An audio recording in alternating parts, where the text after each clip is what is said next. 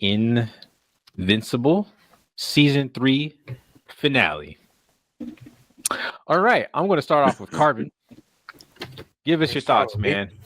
Yeah, give us your thoughts I feel it's probably one of the best episodes in a while. I really liked the episode. I felt Conquest was actually a really good villain. And actually, finally Invincible, actually won a battle. Like, I was beginning to think it wasn't possible for that man. That man was just taking so many L's, I'm glad he finally won, It's like, and he has like a new kind of mindset too. With this battle, it changed his whole mindset. He's like, yo, I'm going to have to kill some people. There's just too many strong enemies. If I don't kill them, they're going to kill the people I love. So I kind of like how he changed his mindset. He's like, I'm going to at least defend my family. I might just kill anybody. But those who threaten my family, I just can't afford to like not kill them, because they might come back, like with the previous episode, and make everything worse. Yeah, I think sometimes when I'm watching the show, I do get kind of annoyed that he just gets his ass beat every season. But then I sit back and I think, okay, Mark is still really young. I mean, he's right out of high school. He was raised as like a normal kid, even though he had a very abnormal father. But his father, he was somewhat not only that, but he was somewhat putting on a ruse, and he was also really starting to like his life on Earth. And at least that's the impression that I get from how his character has evolved. Because I think in some previous episodes, he's talked about how he missed his wife. And how he said that after the jail scene, when he got out with Alan, he did say that. Yeah, and how like that one comment in the first season where he was like he just saw his wife as a pet, that may not be entirely true. And then I think with Conquest, what we're seeing is how Viltrumites are raised and why they have such sadistic type of mentalities, and I guess living on Earth among humans, pretending to be them could change someone. Because Conquest, he says it in the episode, like how, even amongst his own kind who are already very strong and sadistic, it was hard for him to make friends because he was even stronger than them. You know what I'm saying? So he had kind of like a lonely. He didn't get a name. His name was Conquest. Yeah, they just called him Conquest because he didn't even give a name because he was just so good at what he did or whatever. But I think it shows some interesting psychology going on there, like someone who was never really privy to any type of like love or empathy or care or emotion, and everything was just about strength. Like, they would be pretty sadistic people, and then to live among humans for a long time and pretending to be them, how I can see how that would probably truly affect somebody in that way. I will say, yeah, like Vegeta is very similar. Yeah, I will say that the whole, just seeing this mass brutality is getting a little old. It almost seemed like this was a retread of what happened between him and his father. I still enjoyed the episode for sure. Like, I really did like it. But I don't know, there's just a couple things that kind of stood out to me. One was his voice acting. Him in Powerplex, I thought their voice acting just wasn't the best. Powerplex was the worst. His Conquest, the voice actor who did Conquest was a little better.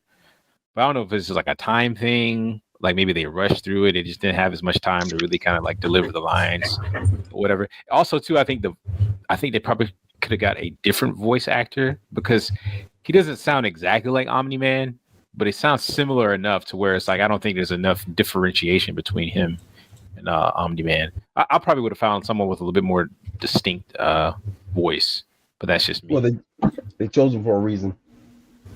Jeffrey Dean Morgan. Who is it? Jeffrey Dean Morgan. Let's look him up. Jeffrey. I've heard that name before. I've heard the name. I can't put a face to it yet. Jeffrey. You did what? Well, he's Negan in The Walking Dead. Okay. I never actually watched the season with him in it. I gave up on Walking Dead after like season 3. Okay, so it's that guy. Yeah. And and Invincible's guy is what's the damn dude's name? Well, the Asian guy who played Glenn. Oh, okay. Yeah, because isn't Invincible supposed to be like half Asian? His mother's Korean. Yeah, I thought so. In Korea. Yeah, I thought so. Mm-mm. I thought I read something about that. I mean, it's not like completely obvious from the animation. I mean, she does kind of look maybe a little Asian, but not quite. Look like she could be almost Italian too. Let's look it up real quick. Invincible's mom.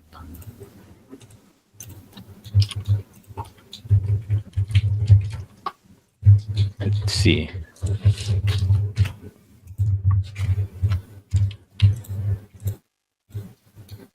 You see what I'm saying? Like maybe you could kind of see Asian, but then I can also see Italian.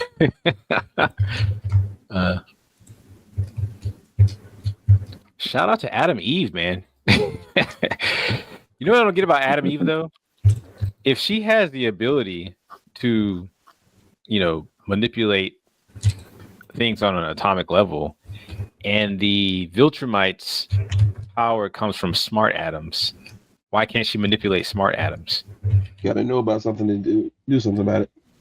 So she's kind of like the Darkness, that character, the Darkness from Image Comics. She has to have an understanding of how it works before she can kind of manipulate it. All right, that makes sense. You remember how she was in that special episode she did? She was learning about all the different elements and everything before she started really messing with her powers. Okay, that's a pretty cool limit to give her. But she really, man, hands down, this right, should be this right here is what she got destroyed. I mean, she got messed up. But when she resurrected herself, man, she did that blast that really weakened Conquest. That was pretty cool. Pretty cool. It almost seemed like, I don't know, like, you know what it is? Sometimes it just seems like it's hard to scale the characters because it's like, okay, well, we know Mark had gone through some training. Cecil and was helping him do some training to help him prepare for this eventual invasion or whatever. But it's almost like, okay, well, Conquest did say he was toying with him. He did say that. Because I was like, well, why don't Conquest just like but he did say he was like, this is too easy. It's fun, but it's easy, So, because it's like, it's almost like, okay, well, I'm just waiting for that Dragon Ball Z Super Saiyan moment with Mark. It's like, damn it, just do it already. Like, is he holding back, or is he just that weak? I don't think he was holding back in this fight, though. I think he was giving it his all. He just wasn't strong enough. He needed Eve's help. What do you guys think? I know a lot more about the book, so I'm not going to sit there and say anything. So I'll leave that to the crowd. I mean, spoiler warning. Go ahead and spoil it if you want to, man. I'm not spoiling nothing. You're not going to bleach off my knowledge. Read a book. Well, just give us some basic. I mean, is he holding back, or was he holding back too much to the point where he had gotten beat up enough to where he couldn't really overcome, or was it? He was not holding back during this fight. There's a couple of instances in this fight where you see he's not holding back. When he like that last clash where he shatters his arm and conquers his arm, he was not holding back. But Mark does gradually. He by far is, by the end of the series, is the strongest one of all the. I mean, we know that. I know that. But I mean, particularly in this fight, though, is what I'm talking about. Was he holding back? No. Well, yes and no. He did his pussyfied Mark thing when he's like, "Hey, stop! Don't beat my ass no more. Let's talk." But no, but he was holding back towards the end. Like, Mark's one of those characters where you gotta bring him to that point. I like it and I don't like it all at the same time. Yeah, it's again, he's young, so I can see why he would not have that killer instinct, and he wasn't raised that way. So it makes sense. It's just after 3 seasons, just like, damn, like, Like it would only like I don't know because I've never been in that situation, but I would imagine it would only take my family being threatened once to where I'm like, okay, I'm gonna have to do some things differently. How many times has it been now with Mark? Yeah, it's like all this, I don't kill stuff. Would have gone out of the window really quickly with me after you've, tried to kill my whole family. It just, I don't know, but that's just me. Even because I'm trying to imagine myself when I was like, 18, 19. Would I have thought the same thing? And I had to say, yeah, I probably would.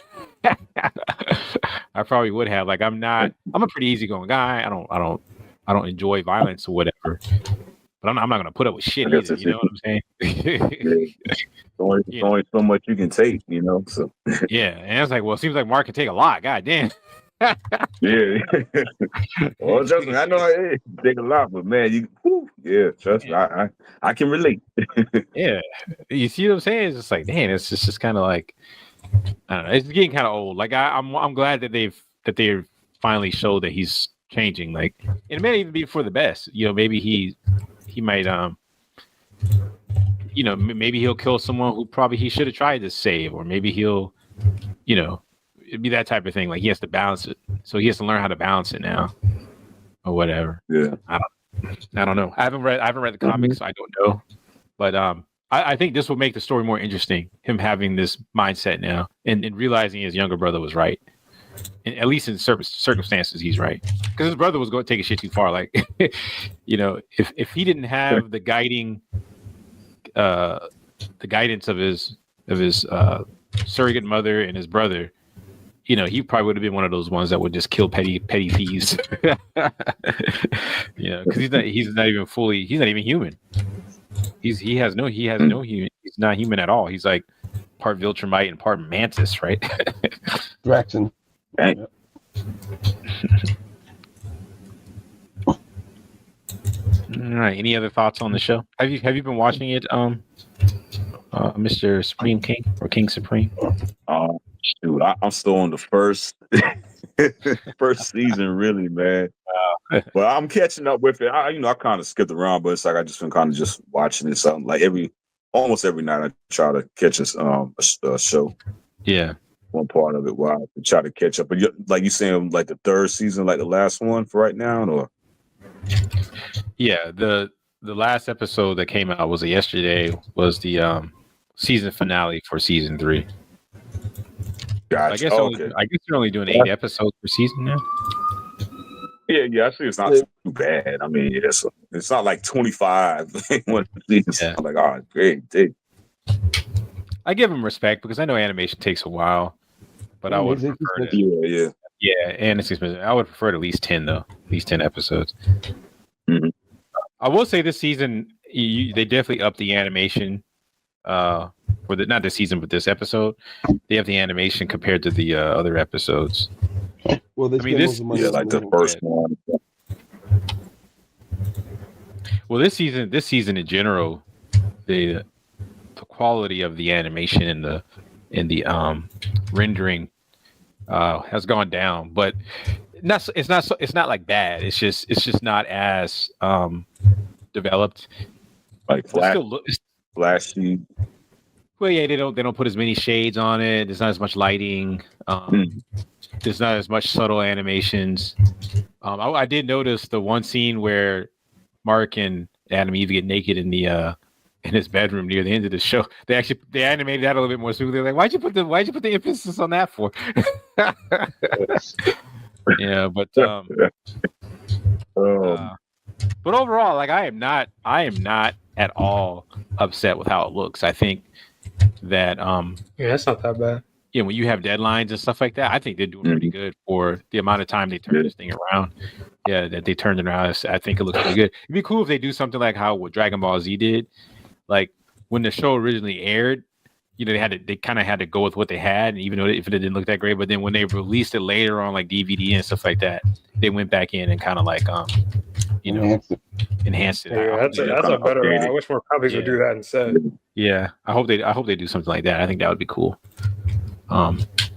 And you know what? I've heard rumor that they want to make an Invincible live action movie. I hope they don't do that. I'd rather the American animation system kind of mimic the anime system a little bit, and that is like, okay, we have a series, and then you come out with some like fully full length 2D animated movies, and you with like really good animation.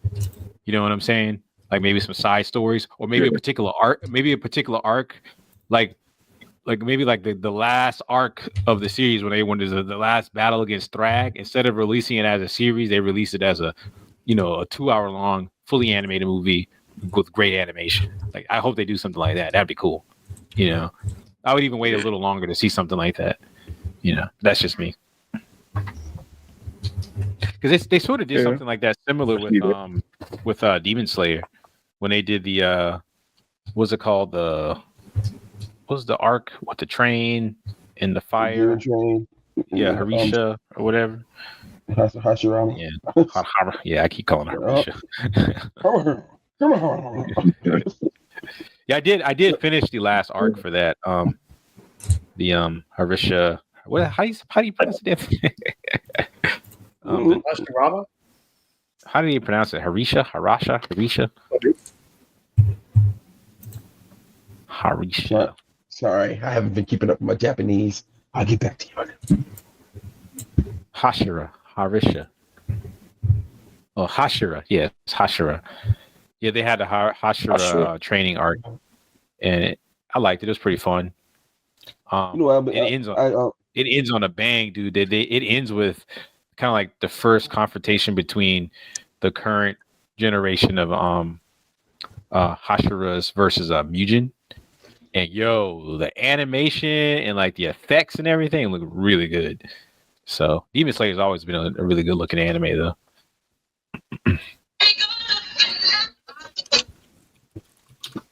Well,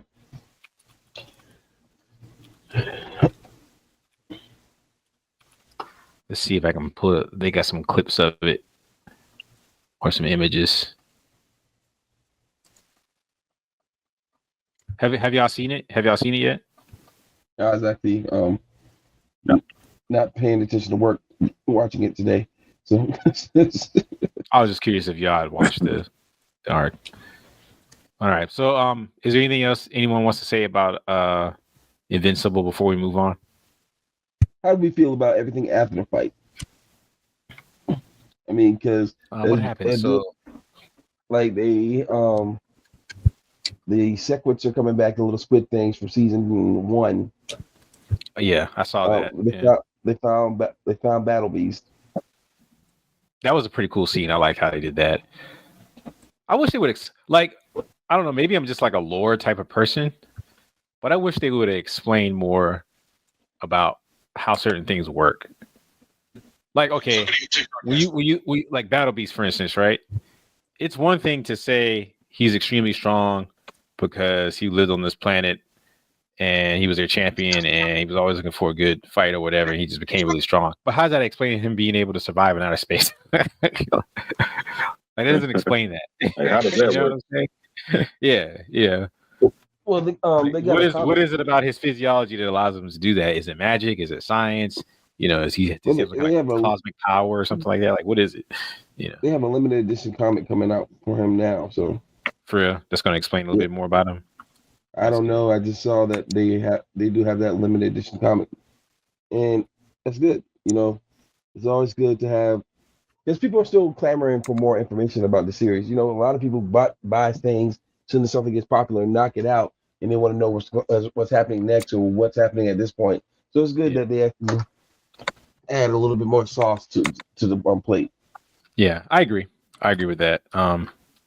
It's just small things like that that when I see it, and maybe it's me nitpicking, but it's like, to me, when you're writing a story, I'm not saying everything has to be accounted for, but if you're gonna do something, at least have it work even in your own lore, even in your own world, but just don't do it and say, okay, we did it and there it is, and you leave it alone. Like, why? Like, why is he able to survive that?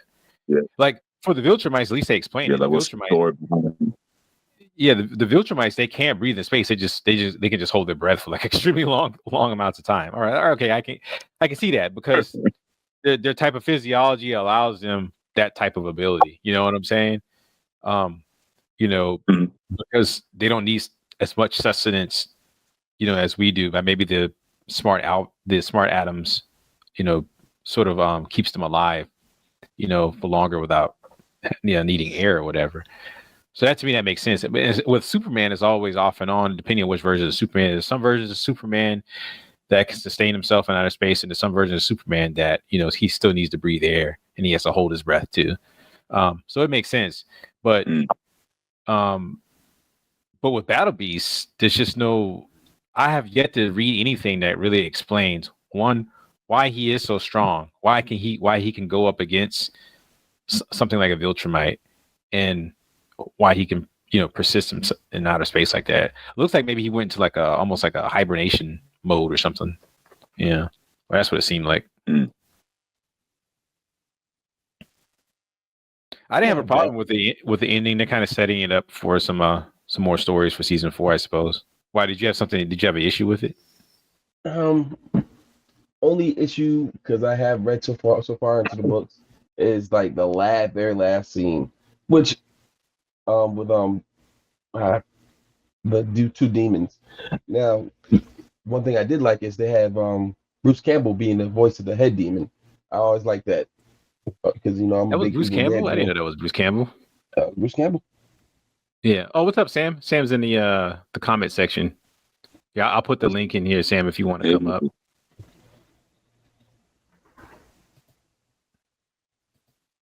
Yeah, I didn't know that was Bruce Campbell.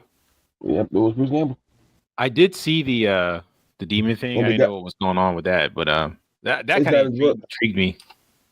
And the other thing was I don't know anybody who's a Hellraiser fan, but the 3 technicians are the guy who did Pinhead. So I like the fact that they are bringing that back, classic pop culture. For some reason, I got some Hellboy vibes from it when I saw it. Well, hey man, I love to hear Ron Perlman's voice. Matter of fact, I can see Ron Perlman, like to occur back to the beginning of this conversation, as Conquest. Yeah, like at least his voice has been a little bit more distinct. Yeah, because like Clancy Brown, he's already in the series. He plays Damon Darkblood. That's the guy's name. Oh, okay. But he has one of the voices. The best Lex Luthor in all of Hollywood, in my opinion. Clancy Brown, and he's one of those characters where people, when you see him, he's just a memorable guy. Because I remember I was like, y'all remember him in the first Pet Sematary movie? Yeah, he played like the father. Yeah, he was the father. He was the cop that got killed. That's right, the cop. Yeah. He played the Kurgan. Yeah. Remember, he played the Kurgan in Highlander. Yeah. And he was like, he was down for the fight. He was really, and he played and or even what's his name? What is that guy's name? J. Jonah Jameson.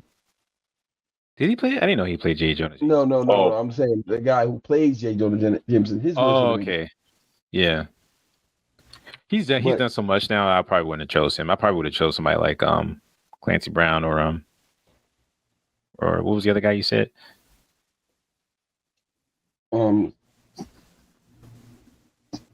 just don't think Conquest's voice was that. Well, good. they did it for the Walking Dead thing, the rematch between Glenn and Oh, okay. So that's interesting. Yeah. Yeah, it was really it wasn't even first. It wasn't even the only thing I have the problem I have with that is it wasn't really a fight between Glenn and Homeboy. I do have a question about the last Invincible episode. Let me see if I can find it real quick. Conquest Invincible. Are Are you talking about him being in that big slab of metal? No, that made sense. But there has been some conversation online about what he meant by that scene. This one right here, where their battle goes into outer space. It's not in the book, so I do know. Yeah, a lot of people said it's not in the books. And I know, here's the thing I noticed. When I was on Twitter, a lot of people with the trans flag thing in there was saying, okay, he's gay. I didn't see that. When I saw it, the first thing I saw was, okay, he's about to weaponize his blood. Like he's about to like fling his blood and like almost like use them like as bullets there out in outer space. But he didn't do that. So the other thing, the second thought that came in my head is like, okay, this guy's nuts. He's nutty. Yeah, he's loving the fight. He's just loving the. Yeah, this is the first time he's got to really cut loose in a long time. He even kind of says that in the show or whatever, and that's why Mark was just kind of taken back because like, oh, this guy's crazy. He's he's insane. At least that's how I saw it. Yeah.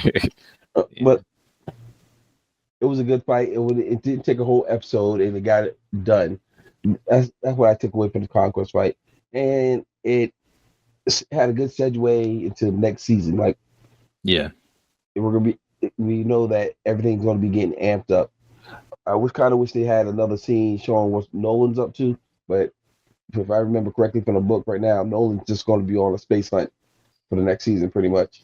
So, space hunt for what? Like, for is he gonna be hunting for like things that can hurt? Once again, you're not going to profit off my reading. That's the whole point of the freaking show. Right. Guess what? Give the insight. Guess what? Nah, but you hit it on the head. You hit it on the head. Yeah, that's he already. Matter of fact, his books, like if you remember earlier in the season, last season, where he said like read my books. All his books have things that can hurt Viltrumites. So that's what he's going to be doing next season. I figured that I mean that's the most logical thing, for him to do would be okay if he's gonna join the other side. He has all this experience or whatever. Hey, I did hear a rumor. I don't know how true it is, but they said that Viltrumite, the planet, Viltrum. Yeah, Viltrum. Mm-hmm. What about it? It has a ring. Yeah, it has a ring. They said that the ring. Yeah, it's like the dead bodies of Viltrumites. I was like, that's kind of cool. I was like, damn, like they get down. Like that's how the Viltrumites get down. What is that, like a place of like? This is all right. These are all fallen people who just couldn't cut it. Pretty much, like they had first they had this culling, basically when they cut down half the population went through the fight, and you saw that in first season. And then they had the scourge virus that killed like a lot of them. So then they like to honor their dead or their former honors, put them in a ring around the planet. That's crazy. I actually like it. That's a really cool idea. That's a really cool idea. Because it's like, even in death, I guess their bodies are still very durable. And then when you're in outer space, there's not that much, there's no erosion going on, other than maybe like the solar wind or something like that. But, they would last out there for a long time. You know what, though? The more I think about it, well, no, it still works because I was thinking, well, if they're enemies. This would be a place where they could go to and steal a body and do tests on it to figure out weaknesses. But I guess they can't cut through their skin, dude. Remember what Cecil was doing? Well, what I was going to say was, yeah, I know, but I'm sure there's some technologically advanced civilizations out there that could work their way around that. But my thing is, everyone's probably too afraid to get that close to the planet, to try it, I guess. You don't want. Here's another question. Can this thing hold? You think this thing would be able to hold Conquest? Hell no. Oh. What did I say? Like he said it was like made out of titanium. I'm like he would just break right through that thing. Tungsten steel. Yeah, tungsten steel. That's what he said. Yeah. But no, like That's one cool thing about Viltrumites. Their weaknesses aren't as they're not as potent as somebody like Superman or Krypton's weaknesses, because you know with Superman, okay, you can get the red sun radiation or kryptonite, and you could probably imprison him for indefinitely. But Man Prime says otherwise. But okay, go ahead. I'm talking about regular Superman. I'm not talking about any kind of variant. But Viltrumites, their weaknesses aren't as potent, it seems. Like, I mean, they have weaknesses, but you have to, I guess, the ear thing, with the sound. You have to make a device to do this. You just pick a piece of kryptonite. But they just found out about the ear thing. Yeah. And if I remember correctly, Mark is the only one in the books that it's shown that it's used against. I'm not saying he's the only one vulnerable to it, but he's the only one in the book that it's shown as used against. So, well, yeah, in the books, but I know in the show they killed one of the evil marks. It wasn't just that, but I guess that weakened him and incapacitated him enough for those things to kind of beat him to death. Yeah.